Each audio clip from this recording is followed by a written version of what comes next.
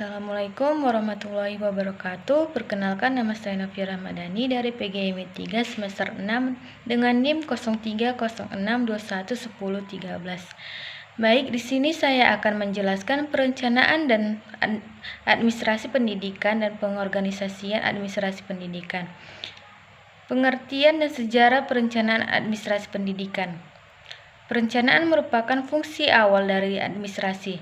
Perencanaan adalah suatu proses persiapan alternatif keputusan bagi kegiatan dan tindakan yang telah diarahkan dan akan dilakukan pada waktu mendatang.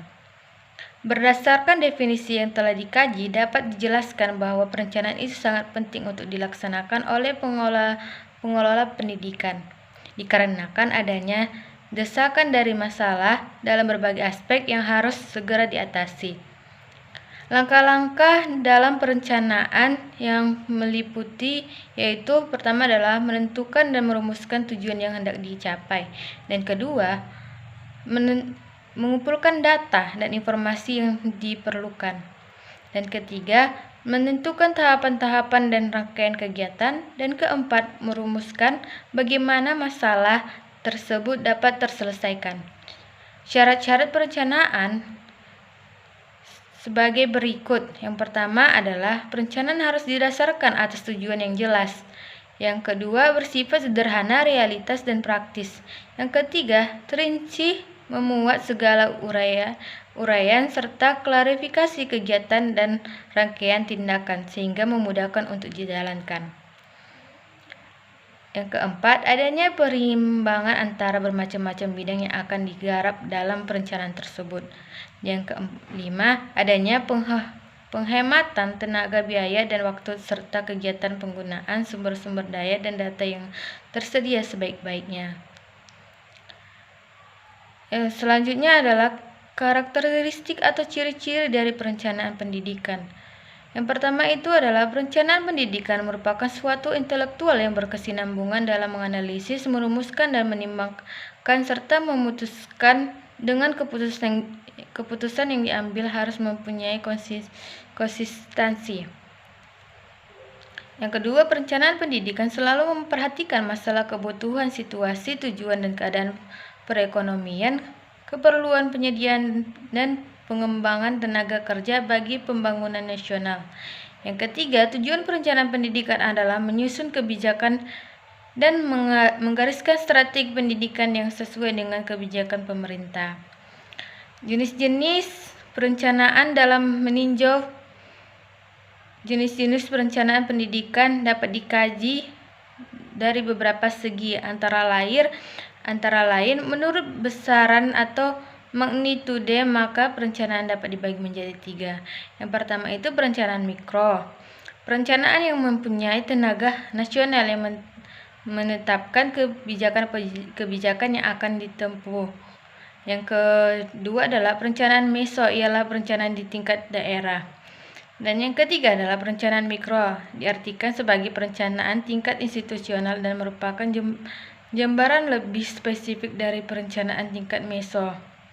Manfaat pentingnya perencanaan administrasi, yaitu dengan adanya perencanaan diharapkan tumbuhnya. Dengan perencanaan maka dapat dilakukan suatu perkiraan terhadap hal-hal dalam masa pelaksanaan yang akan dilalui. Perencanaan merupakan kesempatan untuk memilih berbagai alternatif tentang cara yang terbaik atau kesempatan untuk memilih kombinasi cara yang terbaik. Selanjutnya saya akan menjelaskan pengorganisasian administrasi pendidikan. Pengertian pengorganisasian adalah administrasi penyusunan pembentukan hubungan kerja antara orang-orang sehingga terwujud suatu kesatuan usaha dalam mencapai tujuan yang telah ditentukan.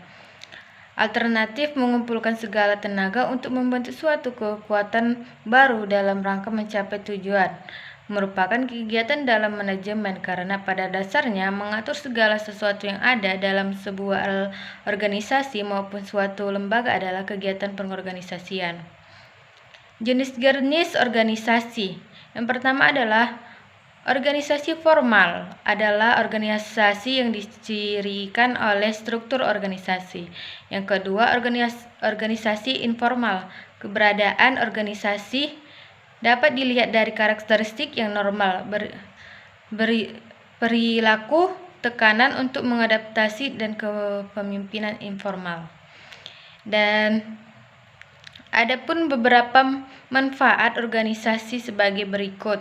Yang pertama, pencapaian tujuan mampu mengubah kehidupan individu dan kelompok dalam organisasi. Yang ketiga, organisasi dapat mempengaruhi karir. Dan yang keempat, organisasi dapat melahirkan ilmu pengetahuan. Dan kelima, dengan adanya organisasi yang memiliki karakteristik tertentu, entah sangat berkembang atau terbelakang atau terbiasa-biasa saja. Ada beberapa tujuan pengorganisasian, yaitu membantu koordinasi, yang kedua memperlancar pengawasan, yang ketiga memaksimalkan manfaat spesialisasi, yang keempat menghemat biaya, yang kelima meningkatkan kerukunan hubungan antara manusia. Baik, sekian dari penjelasan saya. Bila ada salah kata mohon dimaafkan. Wassalamualaikum warahmatullahi wabarakatuh.